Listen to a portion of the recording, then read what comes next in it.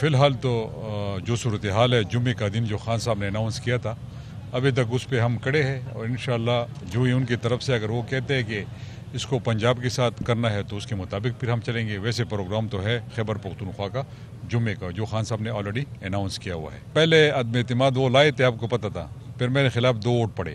Opposition نے بھی مجھے ووٹ ڈال دی تھی کہ ان کے پاس کوئی اور راستہ نہیں تھا. اگر ان کے پاس کوئی راستہ ہوتا یا ان کے اس طرح کی کوئی اقدامات کامیاب ہوتے تو پہلے سے وہ کر لیتے, لیکن الحمدللہ یہاں پر 2/3 اکثریت ہے خیبر پختونخوا میں پاکستان تحریک انصاف کی, تو اس کے بارے میں وہ سوچیں گے بھی نہیں. البتہ وہ خان صاحب کی طرف سے ڈیسیجن آئے گا, اگر پنجاب کی جو صورتحال بنی ہوئی اس کو دیکھ کے اگر وہ کوئی فیصلہ کرتے تو اس کی ڈسکریشن ہے, وہ فیصلہ کریں گے.